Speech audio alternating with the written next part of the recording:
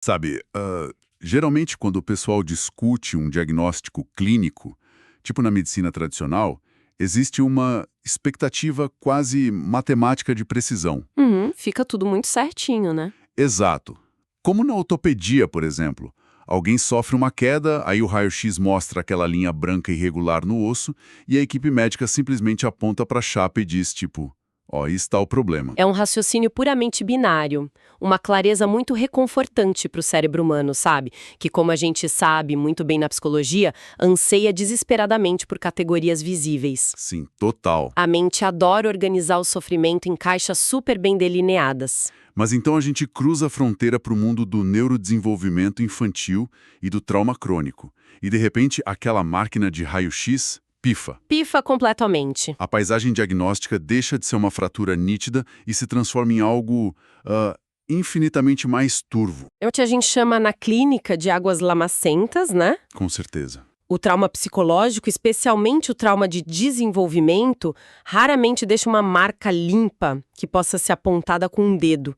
Ele se infiltra na arquitetura do sistema nervoso, nos padrões de apego, na forma como o indivíduo codifica a realidade. E é exatamente o mergulho nessas águas lamacentas que vai guiar a nossa análise de hoje. Então, boas-vindas oficiais ao canal Psi em Áudio. Muito bom estar aqui. A missão deste nosso conteúdo de hoje é realizar um estudo de caso detalhado, profundo e, acima de tudo, didático, em cima do livro Em Busca de Mim. Uma obra fantástica. Sim, a autobiografia da premiada atriz Viola Davis. O grande foco aqui é extrair lições clínicas palpáveis para estudantes de psicologia, seja na graduação, na pós-graduação ou na preparação para concursos. Fundamental para quem quer entender a prática. Exato! Vamos investigar a fundo os impactos fisiológicos do trauma complexo, a mecânica dos mecanismos de defesa e o intrincado processo de integração da criança interior. Assuntos pesados, mas necessários. E justamente porque dominar essas nuances é o que separa profissionais medianos da excelência clínica, eu trago um aviso que me enche de entusiasmo. Antes da gente entrar de cabeça nessa análise, um aviso rápido. Agora o canal Psi em Áudio tem um clube exclusivo, o Clube Psi. Que maravilha! Pois é, lá são oferecidos cursos de aprofundamento na área e vídeos exclusivos apenas para os membros. É só clicar no botão Seja Membro e se tornar parte do canal para ter acesso a todo esse ecossistema por um preço muito, muito baixo, mas com um altíssimo valor de conteúdo para a formação acadêmica de quem está ouvindo. Olha, é de fato uma ferramenta valiosíssima para quem deseja ir além da superfície teórica, viu? Sem dúvida. E conectando com o nosso tema de hoje, o que torna essa autobiografia um material de estudo tão rico é que não se trata de uma simples historinha de superação rumo ao estrelato. Longe disso, né? Muito longe.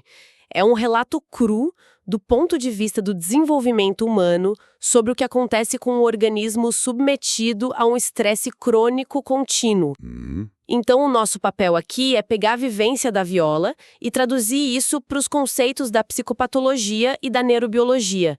Mostrar como a teoria dos manuais pulsa na carne e no osso de uma criança que estava lutando só para existir. Entendido o objetivo, então, vamos começar pela gênese desse quadro. O cenário inicial é a cidade de Central Falls, em Rhode Island. A infância relatada no livro é marcada por uma pobreza de extrema crueza. É chocante ler sobre isso. Sim, falamos de fome biológica real. Falta de aquecimento durante invernos congelantes, a ponto de os encanamentos estourarem. Ratos transitando pela casa e episódios de xixi na cama bem frequentes entre ela e as irmãs. E a gente precisa lembrar que o ambiente fora de casa era igualmente hostil. Exatamente. A escola, que deveria ser um espaço de socialização, era um campo de batalha diário com bullying severo. Do ponto de vista clínico, o que temos aqui é a anatomia perfeita do trauma complexo. Perfeita. O indivíduo não está lidando com um evento traumático isolado, tipo, um acidente de carro, mas com uma sobrecarga alostática. Para quem está ouvindo e anotando, é aquela exposição crônica, né? Isso, é exposição ininterrupta a múltiplos estressores, sem que haja um período de recuperação. O lar não fornece o acolhimento necessário para regular o sistema nervoso e o ambiente externo apresenta ameaças ativas. E essa ameaça ativa tinha uma dinâmica que, nossa, chama muita atenção na leitura. Havia um ritual. Todos os dias após a aula, a Viola, de 8 anos, precisava correr, literalmente para salvar a própria integridade física. Uma rotina de terror. Uma gangue a perseguia, atirando pedras, tijolos, gritando ofensas racistas. E o mais complexo dessa história é que o líder dessa perseguição era um garoto de ascendência cabo-verdiana. Que era tão negro retinto quanto a própria Viola. Exato. O relato descreve que, por questões de colorismo e ódio à própria imagem, ele rejeitava a negritude e se autodeclarava português. Quando a Viola, no meio de um ataque, gritou para ele, tipo, você também é negro?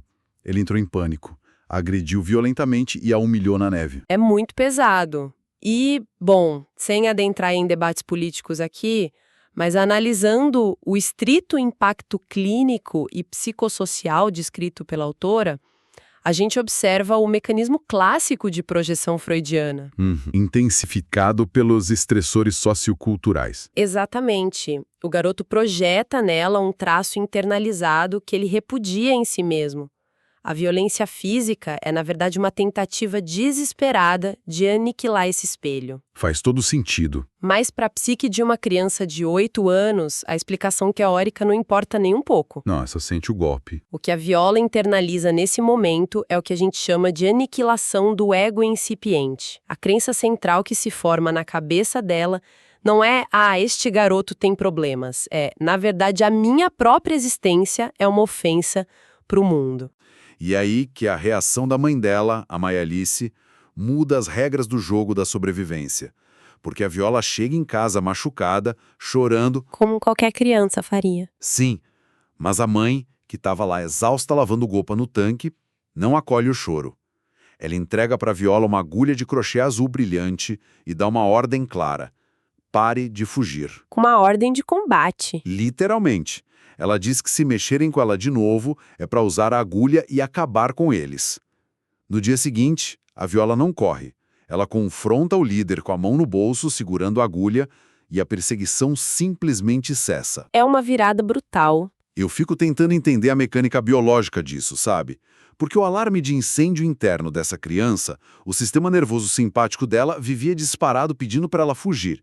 O que acontece com o cérebro quando esse alarme é forçado a mudar assim, para o ataque? Olha, o que ocorre é um sequestro da amígdala cerebral muito prolongado. O sistema nervoso autônomo opera em estados de sobrevivência clássicos, luta, fuga ou congelamento. Certo. Antes da agulha, o eixo HPA, que é o hipotálamo, pituitária e adrenal, banhava o cérebro da Viola com cortisol e adrenalina justamente para sustentar a resposta de fuga. Ela corria todos os dias.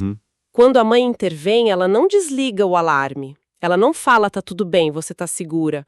Ela força uma transição abrupta da fuga para a luta. Nossa, e do ponto de vista da preservação física, funcionou, né? Funcionou, mas o preço neurológico é altíssimo. A criança aprende que o mundo exige hipervigilância constante. A arquitetura do cérebro se adapta para viver em estado de guerra, o que atrofia as vias neurais responsáveis pelo relaxamento e pela conexão social. Espera, isso me gera uma dúvida muito prática na clínica. Fica muito claro que a escola era uma zona de guerra, mas a mãe mandar a filha de 8 anos esfaquear alguém com uma agulha também não é uma forma de violência extrema. Sem dúvida. Como fica aquela noção de porto seguro doméstico que a gente tanto estuda? É uma constatação crucial para quem está acompanhando a gente. A casa da Viola não era um porto seguro emocional. Para compreender isso, a teoria nos obriga a olhar para trás e analisar o trauma intergeracional. Aquilo que passa de pai para filho. Exato! Padrões severos de desregulação do sistema nervoso são transmitidos de geração em geração, não apenas por genética, mas pelo ambiente comportamental ali do dia a dia. E o livro traça essa herança com muita clareza, né? A mãe, a Maia Alice, abandonou a escola no 8º ano porque apanhava de uma professora até sangrar. Um absurdo. E a fonte pontua de forma muito neutra e descritiva que a agressão vinha de uma professora negra, de pele clara, punindo a Maielis, que era retinta e pobre. Uma reprodução brutal de colorismo ali. Sim, mais um estressor psicossocial pesado. E tem o pai, o Dan. Ele era analfabeto, alcoólatra crônico, agressor da esposa e fugiu de casa aos 15 anos após sofrer abusos sádicos do próprio padrasto. Uma cadeia de traumas? Então, sabe aquela ideia comum de que os pais devem ser a base estrutural dos filhos? Exigir disponibilidade emocional nesse contexto soa para mim como tipo herdar uma casa onde a fiação elétrica já veio toda em curto-circuito. É a imagem perfeita. Não dá para acender a luz para as crianças se os próprios pais nunca tiveram um interruptor que funcionasse na vida deles, sabe? Essa analogia da fiação em curto-circuito ilustra perfeitamente o fracasso da corregulação. Porque pensa bem, um bebê humano não nasce com a capacidade de regular suas próprias emoções. Ele precisa do outro. Isso, ele usa o sistema nervoso maduro do cuidador para se acalmar. Mas como pais que operam em puro modo de sobrevivência biológica, lidando com alcoolismo, violência e miséria extrema, podem corregular uma criança? Impossível. Eles não podem. O que ocorre é um abandono emocional crônico. A criança, para se adaptar à escassez de afeto, começa a normalizar o caos. E aí entram os sintomas. Exato, sintomas clássicos de trauma infantil, como o xixi na cama frequente, passam a ser tratados não como um pedido de socorro do corpo, mas só como parte de uma rotina invisível. Ninguém olha para aquilo como um problema clínico. Mas ainda assim, a fonte relata uns lampejos de uma proteção quase animalística, eu diria. Acontece um episódio em que a Viola, ainda bebezinho, está no hospital e o médico cogita quebrar as pernas dela, assumindo negligência por serem uma família negra e pobre, ali num hospital de caridade. Uma barbárie. Sim, mas a mãe percebe a intenção na hora, arranca a filha de lá e a trata com uma sopa quente na casa de uma conhecida. Isso prova que havia afeto, não prova? Olha, prova que havia um instinto de preservação biológica. E, clinicamente, isso é bem diferente de nutrição emocional. Ah, entendi. A Maëlys se garantiu que a prole continuasse viva e respirando, defendendo a filha contra uma ameaça física sistêmica gravíssima. Mas manter um organismo vivo não é a mesma coisa que fazer esse organismo se sentir psicologicamente seguro no mundo. A ferida do abandono afetivo continua ali, escancarão. Caramba.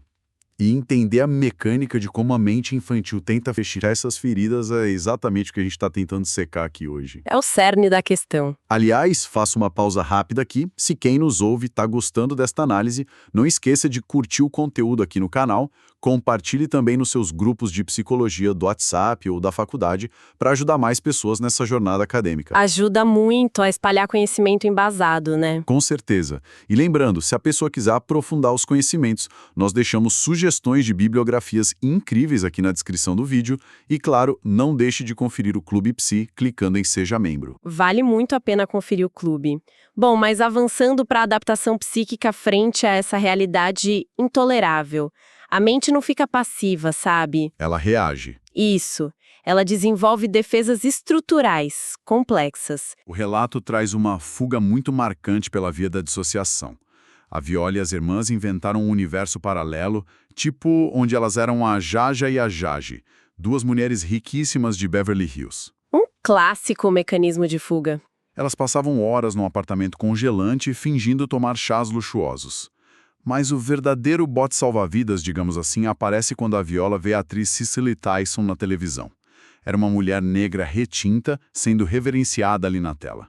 A representatividade entra realmente como um farol de possibilidade. Uma âncora para ela. A partir dali, a Viola usa a atuação como ferramenta de sobrevivência. Eu fico visualizando a atuação para ela como uma válvula de escape de uma panela de pressão prestes a explodir. É uma ótima imagem. Porque no palco a sociedade finalmente dava permissão para que ela gritasse, chorasse e fosse frágil. Emoções que a menina lá de Central Falls jamais poderia demonstrar sem correr um risco de vida real. A mecânica dessa válvula de pressão é o que a psicanálise classifica como sublimação. Sublimação, certo. Impulsos agressivos, angústias avassaladoras e dores inaceitáveis são canalizadas para uma atividade que a sociedade não apenas tolera, mas que ela aplaude, que, no caso, é a arte dramática.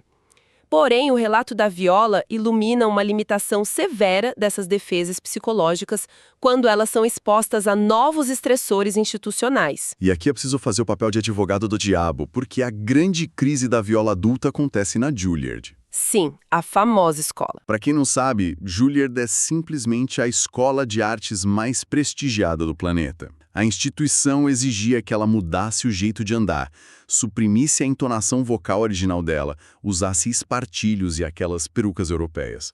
O livro descreve isso como uma tentativa de apagamento, que gerou uma crise de identidade profunda. Uma crise terrível. Mas, tecnicamente falando, o treinamento clássico e europeu não é apenas, tipo, o repertório padrão exigido de qualquer ator profissional, porque isso causou uma síndrome do impostor tão esmagadora nela, em vez de ser encarado apenas como um aprendizado técnico qualquer. Essa provocação é excelente, porque toca exatamente na diferença clínica entre expansão de repertório e invalidação sistêmica. E qual seria a diferença? A expansão de habilidades adiciona camadas ao indivíduo. Você soma algo. Já a invalidação em ambientes institucionais eurocêntricos, que é frequentemente descrita por teóricos do estresse minoritário, opera por subtração. Ah, ela tira algo da pessoa. Perfeito. A mensagem implícita ali não era adicione esta técnica europeia à sua essência. A mensagem era sua essência natural é inadequada para a grande arte. Ampute a sua essência e vista este personagem o tempo todo. Nossa, isso é violento. Muito. E para o sistema nervoso de uma pessoa que passou a infância inteira ouvindo que a sua negritude era uma ofensa, Juilliard reativou o trauma primário com força total. A arte, que era o espaço seguro da sublimação, se tornou a própria fonte do gatilho traumático. Faz muito sentido. E a forma como esse gatilho começa a ser desarmado é fascinante para mim. Porque não acontece através da fala cognitiva tradicional, mas através do corpo. Exatamente, a via somática. O ponto de virada é uma viagem que ela faz para Gâmbia, lá na África Ocidental. A fonte relata que, bem longe das pressões acadêmicas de Nova York, o acolhimento aconteceu de uma forma visceral. Foram as mulheres locais trançando o cabelo dela durante horas. Foi a participação em danças ritualísticas, sabe? Aquele movimento corporal livre, sem a necessidade de adequação ou de pedir desculpas por existir. E ela narra que a ansiedade paralisante que vivia no fundo do estômago dela desde a infância desapareceu por completo naqueles dias na Gâmbia. O que ocorreu na Gâmbia é um exemplo formidável do que a gente chama de regulação somática e do processamento top-down e bottom-up. Explica um pouquinho melhor para a nossa audiência. Claro, terapias focadas no corpo, como a experiência somática do Peter Villaine, argumentam que o trauma fica literalmente aprisionado no sistema nervoso autônomo. A intervenção ali na Gâmbia não dependeu de linguagem verbal ou de análise racional. Foi tudo físico. Isso, o movimento rítmico da dança estimula diretamente o tronco cerebral. O toque físico comunitário e repetitivo no couro cabeludo libera ocitocina, sinalizando uma segurança profunda para a amígdala. O corpo inteiro da viola foi banhado por estímulos que diziam você pertence, você está segura. Caramba! E isso desativa o alarme de incêndio, né? De forma muito mais rápida que anos de processamento puramente cognitivo num divã. Nossa, isso prepara o terreno perfeitamente para o que eu considero o ápice absoluto deste estudo clínico. O confronto final não é no tapete vermelho do Oscar, mas no consultório de terapia. É a grande catarse. Isso. Ela já tem mais de 50 anos, é uma atriz super consagrada. E aí a Viola diz pro terapeuta que a grande motivação da vida inteira foi tentar voltar no tempo e curar aquela menina pobre de 8 anos. Ela sentia a necessidade urgente de consertar o passado. Uma demanda, sim, que aparece em quase 100% dos casos de adultos sobreviventes de trauma complexo infantil. Sim, a expectativa comum na clínica é o paciente chegar e falar: doutor, encontre a parte de mim que está quebrada e conserte de uma vez. Exato. Mas o terapeuta joga uma âncora completamente diferente. Ele interrompe e diz algo como: mas por que você quer consertá-la? Ela sobreviveu. Ela é incrivelmente durona. Você consegue parar de lutar e deixar que ela abrace você? É de arrepiar. Eu confesso que essa inversão de papéis exige uma ginástica mental. Como assim deixar a criança de 8 anos traumatizada abraçar o adulto bem-sucedido? A criança não é, tipo, o elo fraco da corrente? Pelo contrário. E é aí que reside a genialidade da intervenção baseada na integração do self. É um princípio fortemente ancorado na psicologia analítica e nas terapias de partes da personalidade. Entendi. O adulto traumatizado frequentemente sente vergonha da sua versão infantil, tratando essa parte como um sintoma doentio a ser extirpado. Ao questionar essa premissa, o terapeuta muda completamente o enquadramento. Ele tira a culpa dela. Isso. A menina de 8 anos que corria com uma agulha de crochê no bolso não é uma falha no sistema. Ela foi a estrutura adaptativa perfeita, a heroína tática que manteve o organismo vivo até ele conseguir chegar naquele consultório aos 53 anos. Uau! É uma mudança de perspectiva gigante. Ela cessa a dissociação. Ela integra as partes que estavam fraturadas. A vulnerabilidade deixa de ser uma ameaça e passa a ser reconhecida como a verdadeira fonte de força dela. E o impacto prático dessa integração psíquica é tão profundo que reverbera na relação dela com a própria história da família. É o que permite que ela, clinicamente falando, alcance a famosa aceitação radical. Um estágio muito difícil de alcançar. Ela passa a compreender que os pais cometeram falhas terríveis, sim, mas operavam com os parcos recursos emocionais que eles possuíam. E mais visceralmente ainda, essa cura se materializa na profissão dela de atriz. Sim, a famosa cena. É isso. Quando ela assume o papel icônico na série How to Get Away with Murder, ela exige que a personagem, a Annalise Keating, tenha uma cena tirando a peruca, retirando os cílios postiços e apagando toda a maquiagem em frente às câmeras. É a exposição crua da sua negritude e vulnerabilidade para o mundo inteiro ver. Essa cena é a externalização máxima da cura psicológica. Ao retirar a peruca, ali em rede nacional, ela decreta o fim da necessidade de compartimentar o seu eu aceitável para a sociedade do seu eu traumatizado e autêntico. A aceitação radical elimina a vergonha tóxica. Bom, encaminhando já para o encerramento da nossa análise clínica, é fundamental amarrar as peças desse quebra-cabeça do neurodesenvolvimento que a gente montou aqui. Um resumo é sempre importante para fixar. Dissecamos como o estado contínuo de luta e fuga remodela a arquitetura do cérebro de uma criança exposta a estressores psicossociais severos, analisamos a falha na corregulação através da lente do trauma intergeracional, entendendo que não se pode oferecer afeto seguro quando o próprio sistema nervoso opera em modo de sobrevivência biológica. Perfeito. E também exploramos a sublimação e a regulação somática como ferramentas indispensáveis de escape e processamento. E, culminando na clínica, a gente viu que o sucesso da terapia não está em amputar a história de dor, mas em abraçar a versão infantil que carregou o fardo para garantir a sobrevivência. Um apanhado perfeito da transição clínica, viu? É passar de um estado de fuga constante da dor para ter a coragem de encará-la, honrando a função vital de cada mecanismo de defesa que foi construído pelo caminho. E diante de todo esse arcabouço maravilhoso, eu deixo uma provocação final para quem está construindo carreira na saúde mental. Vamos lá! Nós vimos que a Viola Davis precisou se tornar uma das atrizes mais premiadas da história da humanidade e cruzar o oceano até a Gâmbia para finalmente se sentir seguro o suficiente para olhar nos olhos da sua criança de 8 anos. Mas, e quanto aos pacientes cotidianos, aqueles que não terão um palco global para externalizar as suas feridas, ou os recursos financeiros para buscar regulação somática num outro continente? Como nós, dentro ali da salinha de terapia, ajudamos pessoas comuns silenciosamente exaustas pelos seus mecanismos de sobrevivência a encontrarem a sua própria Gâmbia no dia a dia. É uma reflexão belíssima e urgente. Fica essa reflexão sobre o nosso papel como facilitadores de segurança emocional. Agradeço imensamente a companhia nessa investigação densa e fascinante. Eu que agradeço o espaço para a gente dissecar tanta coisa importante. Fica aqui o convite para seguir o canal Psi em Áudio e continuar descobrindo as engrenagens ocultas da mente humana com a gente. Até a próxima, pessoal!